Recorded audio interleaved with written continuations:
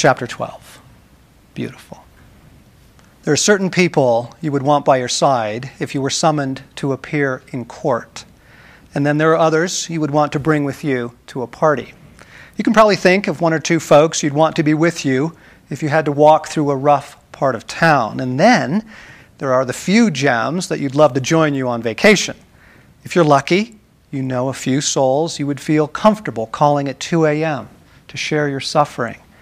The people you want to entrust with your surgery or your child care might not be the ones who come to mind when playing the old game, who do you want to take with you if stranded on a desert island? Okay? They're very rarely the same person, right? But imagine if you found it all in one person. Superb before a jury, terrific taste in movies, ready at the drop of a hat for a riot of a vacation, and also able to handle your deepest, darkest secrets. Wouldn't you want them to be your friend? Jesus is this man. Remember now these snapshots. Imagine them. Take your time. Bring each one before your mind's eye. On the beach, catching the boys fishing. Clearing the temple. Touching the man with AIDS after his famous sermon.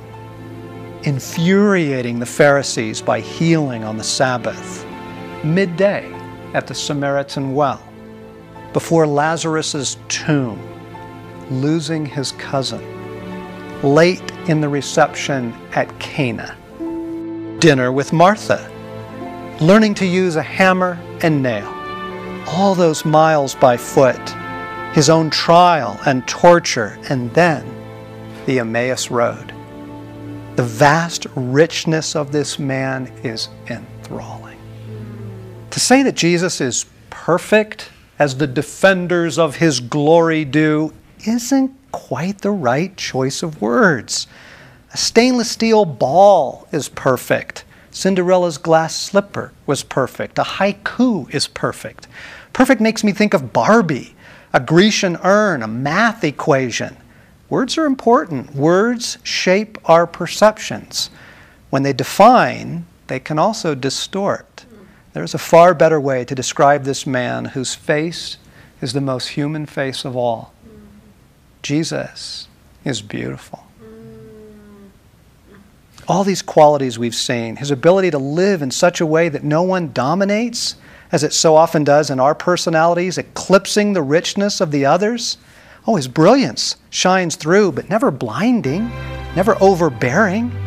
He is not glistening white marble. He is the playfulness of creation, scandal and utter goodness, the generosity of the ocean and the ferocity of a thunderstorm. He is cunning as a snake and gentle as a whisper. The gladness of sunshine and the humility of a 30-mile walk by foot on a dirt road.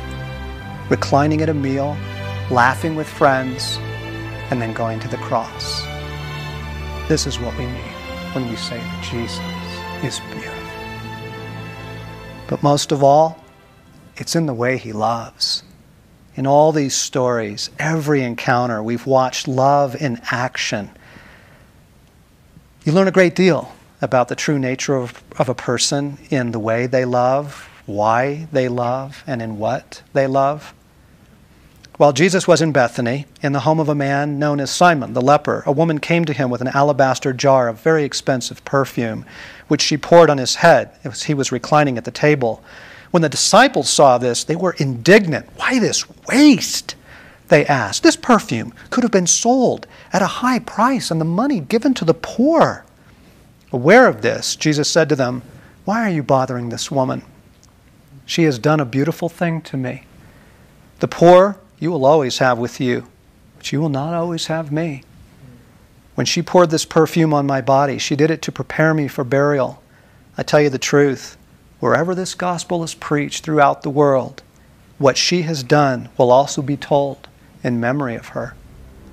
She has done a beautiful thing indeed. But it takes a beautiful heart to recognize the beauty of a scandalous act and to love it as he does.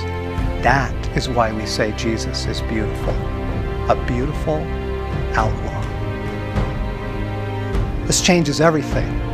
A good friend of mine was reading the manuscript as I passed along chapters to him. At this point, he put the book down and said, "This means everything. This changes everything." It does. It will.